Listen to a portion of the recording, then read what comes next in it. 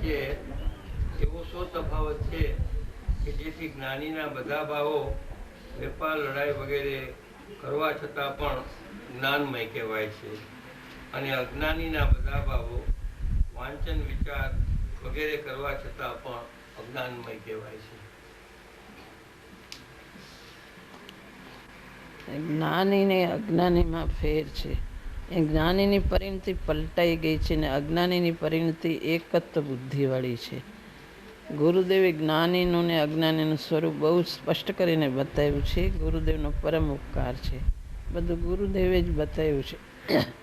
જ્ઞાનીની પરિણતિ, દરેક પરિણતિ જ્ઞાનમય જ હોય છે. એની દિશા આખી પલટાઈ ગઈ છે. અને અજ્ઞાનીની પરિણતિ પર તરફ છે, પર સન્મુખ છે, એટલે એને એકત્વ બુદ્ધિ રહ્યા કરે છે. અને જ્ઞાનીની પરિણતિ ક્ષણે ક્ષણે ભેદ જ્ઞાનવાળી, જે ભાવો આવે બધામાં એને ભેદ જ્ઞાન જ વર્તે છે. એનાથી જુદો ને નિરાળો રહે છે. એની દિશા આખી પલટાઈ ગઈ છે, સ્વરૂપ સન્મુખ થઈ ગઈ છે. જ્ઞાયકની ધારા જ વર્તે છે. દરેક પરિણતિ એની જ્ઞાન રૂપે અને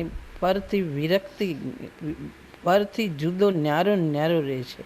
એટલે ન્યારો રહેવાથી એની બધી પરિણતિ જ્ઞાનમય હોય છે. અને અજ્ઞાનીની પરિણતિ અજ્ઞાનમય, એ પોતાને નથી જાણતો ને પરને નથી જાણતો. એકત્વ બુદ્ધિ એને રહ્યા કરે છે, માટે એની પરિણતિ બધી અજ્ઞાનમય હોય છે. અને જ્ઞાનીને ભેદ જ્ઞાનની જ્ઞાયકની ધારા, પોતાના સ્વરૂપની ચૈતનનો આશ્રય અને ચૈતન તરફની પરિણતિ, અને ક્ષણે ક્ષણે દરેક કાર્યોમાં, ગમે તે કાર્યોમાં હોય તો ક્ષણે ક્ષણે જુદો એની પરિણતિ તે તરફ, એનું જ્ઞાન તે તરફ, એની વિરક્તિ તે તરફ, બધી એની વિરક્તિ છે. પરથી જુદો નિરાળો રહે છે. અને ક્ષણે ક્ષણે ન્યારો રહે છે.